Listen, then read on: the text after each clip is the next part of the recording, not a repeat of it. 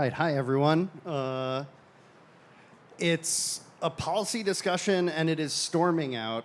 I think that's a sign. But I think it's mostly wind. And for the first time ever, we have tailwinds.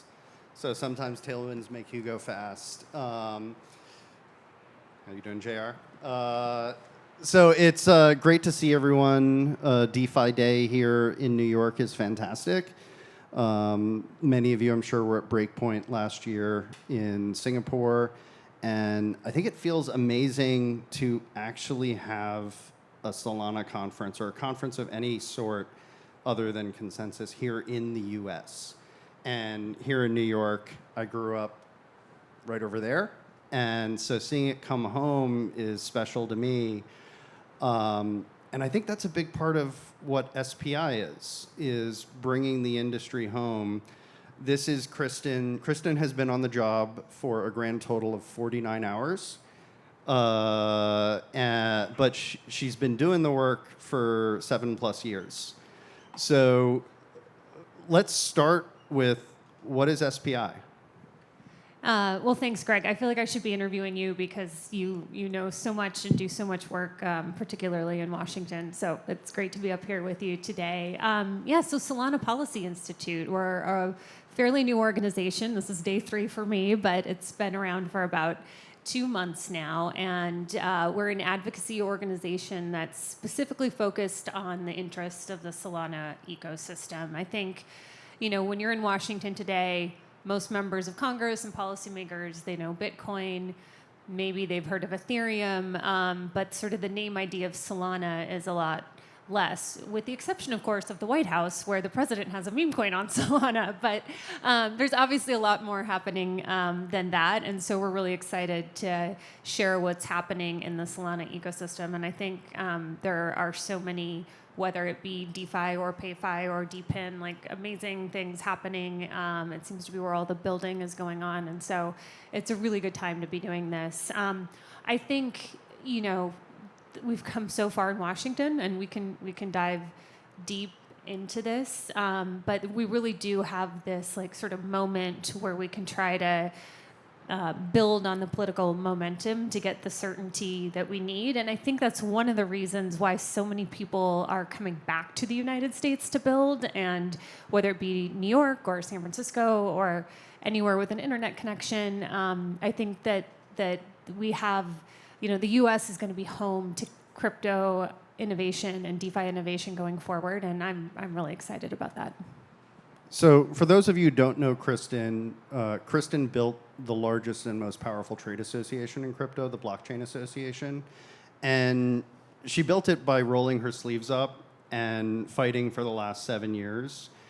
And I want to return to the team at SPI in a second, but your perspective of having worked and built an organization up to 136 members, to have a seat at the table, arguably the most powerful trade association in Washington, D.C. What has that been like for you, where the evolution of what it means to be in D.C. and what you've seen from being on defense to now, for the first time, really having an opportunity to get stuff done? And 2 nights ago, the Senate passed a cloture vote to bring to the floor the Genius Act, the stablecoin bill. If you roll back a month ago, we had the first crypto-specific legislation in history, the revocation of the broker rule. Legislation specific to crypto signed by the president. The last 7 years haven't been like that. The last 7 years was defense. What does it mean to transition, to move to offense? And how can you leverage your deep ties in DC, your experience throughout the entire industry, your connection with different companies, both within the Solana ecosystem and also other ecosystems? What does it mean for this new era of opportunity for blockchain? It means wonderful things, I think. If you want to know what the last 7 years have been like, I think if you took HBO's Silicon Valley TV show and mashed it up with Veep, it's a total comedy. we have, and somehow we've come out on top, which is amazing. When I started, there were maybe 10 people in Washington that were working on these issues. It was a very, very small number. I think, the fact that I was hired at the time, I was a nobody to run this, showed that they couldn't afford anybody fancy back in the day.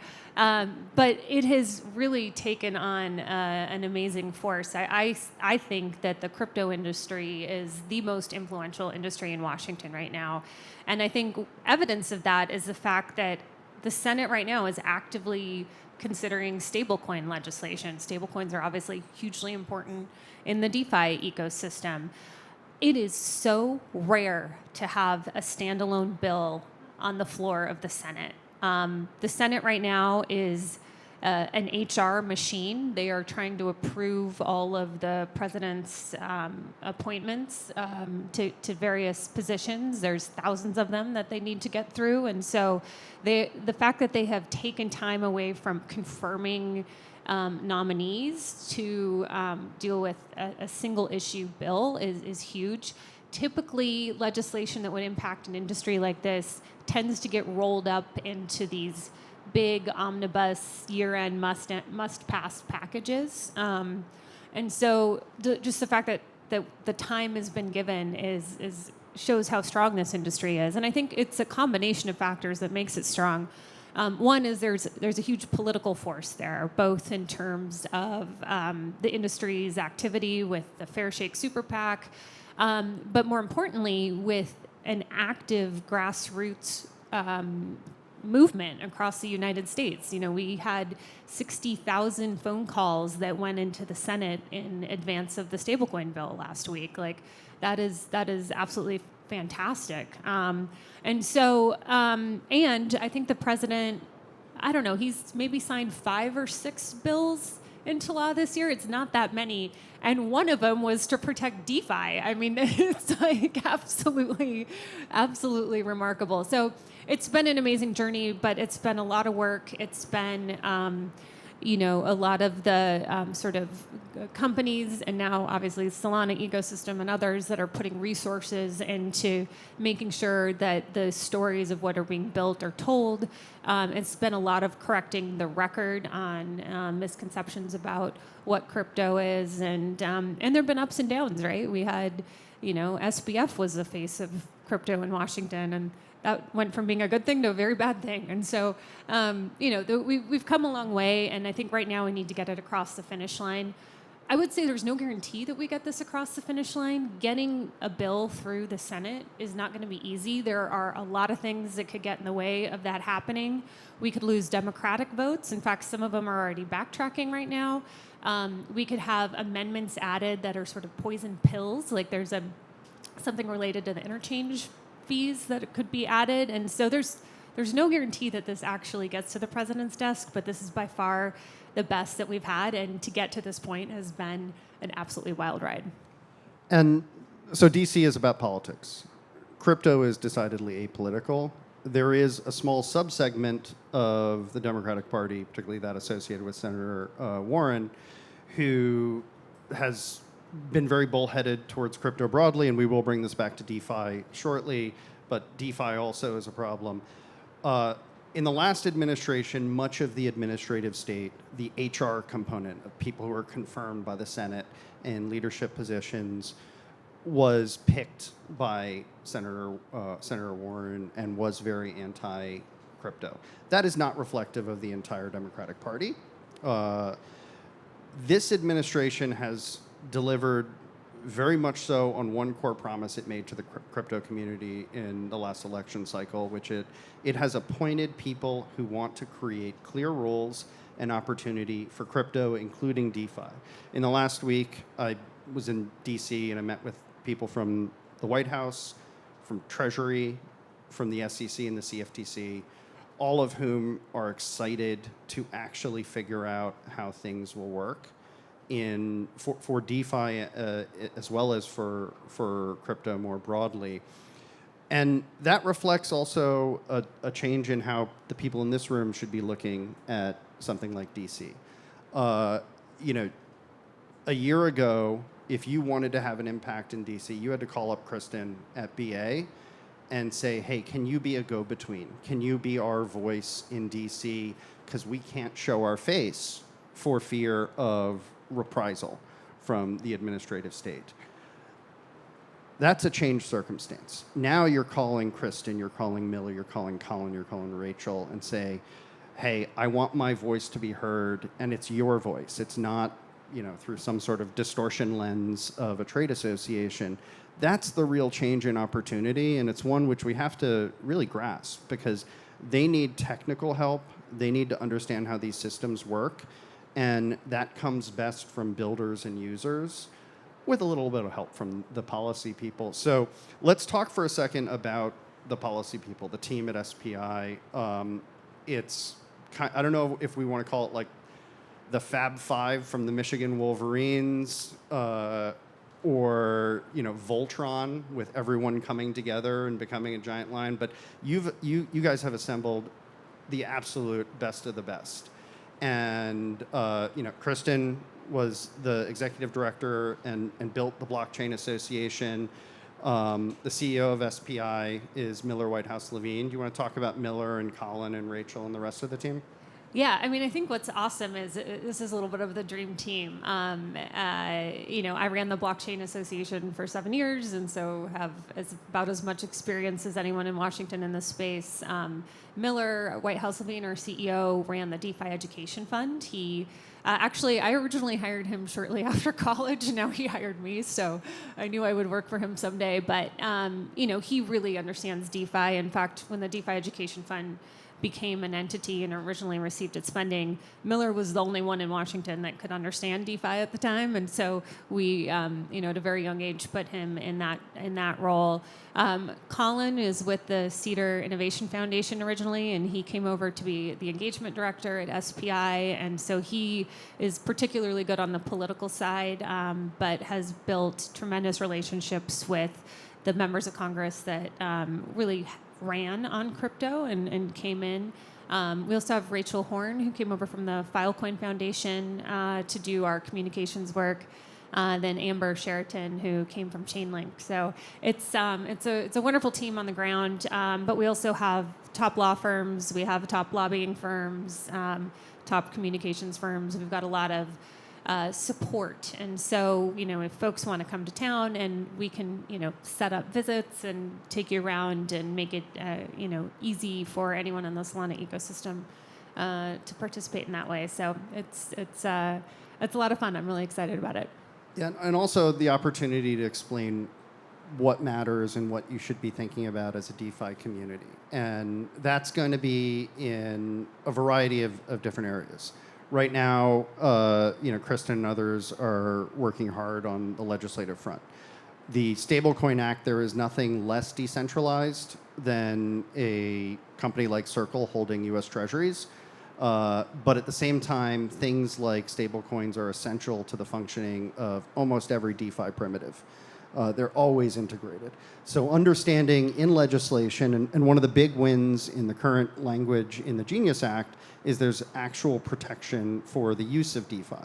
Also right now, there is negotiations around market structure legislation. Market structure legislation is not the big, beautiful bill. That's a tax bill. But for crypto, that's our big, beautiful bill. It is where so much of how things will be offered, traded, regulated, comes to play. And right now, there's very strong language defending DeFi. But that's not enough. It's not just text, because text gets implemented by the regulatory agencies. And those regulatory agencies, regardless of how hard they try, they do not understand what you do, not well. And so they need interpreters to understand that, and we don't JR interpret by reasoning by analogy. Kyle would kick me off the stage if I reasoned by analogy up here, but regulating by analogy is even worse. So they have to understand how your products work. And that's where coming to people like Kristin and Miller and Colin to be that bridge, to understand, first off, to understand your products, what you're building, what you're developing, what your challenges are, and to assist. That's the beauty of SPI, is it unlocks so much power for the builders themselves. Yeah, I mean, I would say it's really interesting, and this goes to every policy issue related to DeFi. Is that if you look over time, Congress and by extension regulators have looked to intermediaries to help enforce public policy goals. So if you're the IRS and you want people to pay your taxes, you say, all right, businesses, you need to do reporting on what everybody owes so they don't cheat and we can help keep track of it. Or, if you're the Treasury Department and you're in charge of the Bank Secrecy Act and you want to make sure that illicit finance is accounted for in some way, you have, these banks and these centralized intermediaries do this reporting. And so we've seen this time and again. It's like, oh, well, we just need to make DeFi comply with all of these same things. But, there's a real open question is, if you don't have customers or if you're not taking custody of funds, like, it's different. And so the answer oftentimes, and this is kind of the Elizabeth Warren worldview or even some other, senators that we're trying to convince otherwise, is, well, let's just put an intermediary in the disintermediated system in order to fix it. And that's obviously defeats the whole purpose of what everyone is trying to build. And so this is going to be a constant fight. We've seen it over and over again with the IRS, with Treasury, even with the stablecoin bill right now, there was a real question of like, all right, well, if you have a non-compliant, centralized issuer of a stablecoin, do DeFi protocols need to block the use of that token? And we just don't want to have to get to that place where, as a developer, someone has to figure out, well, what are all of the things I have to block and what can't I do? Because that's not what we're trying to do. We want it to be open and fluid and permissionless.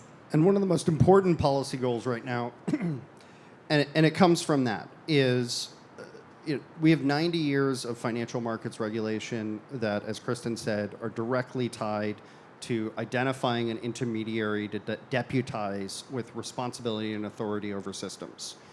In DeFi, we abstract that away. It is not necessarily decentralization that matters, it is disintermediation. And there are different tools that can satisfy sort of surveillance and anti-manipulation measures that can be both within a platform or external to it, but observing the blockchain. But one of the big tensions we have right now is how do we deal with security councils? How do we deal with admin functions that allow for upgrades? How do we deal with admin functions that allow for pauses? These are the tough questions that are going to have to be addressed because it challenges the question of whether or not these systems are administered. And one of the prevailing doubts that DC has had on both sides of the aisle and among both the skeptics and the supporters is how decentralized is DeFi really? So there is an important component of building your systems, being able to articulate how they work, and being able to articulate both what the controls are and why those controls remain in place. Because if you are maintaining too much control, it's not going to fly. Like if you are operating a system, if you're operating a system for financial transactions versus publishing code and supporting a proper DeFi application that is not actively administered, yeah, that's a problem, and that's not going to fly. So building towards true decentralization, coming to DC, whether directly or indirectly, and articulating the reasons for things like security councils, pause functions, and admin keys, those are some of the most important issues that will impact how your protocols evolve over the next 3 years. And it starts with figuring out how to explain to a septuagenarian how something works. Well, and I think I didn't mean that to be ageist. It's just practical.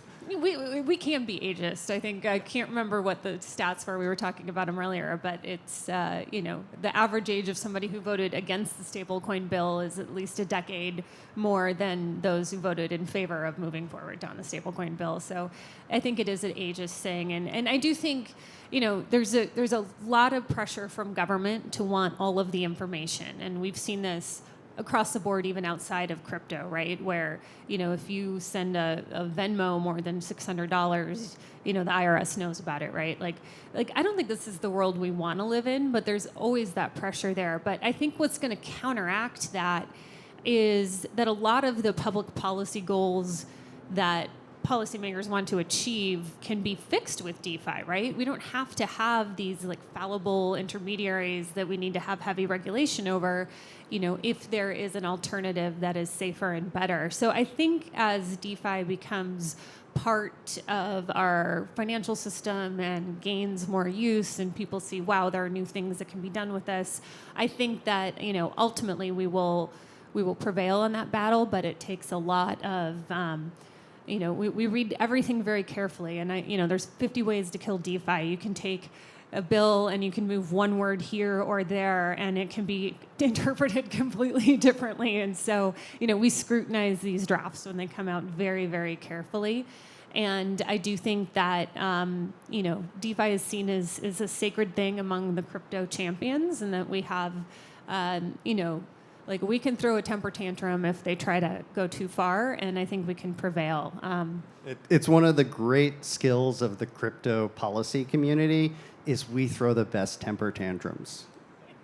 And they hate it. They do. They fear them. So we use AI in our temper tantrums and email. But I'm just curious, in the audience, if you are currently a builder building a DeFi app, would you mind raising your hand? All right.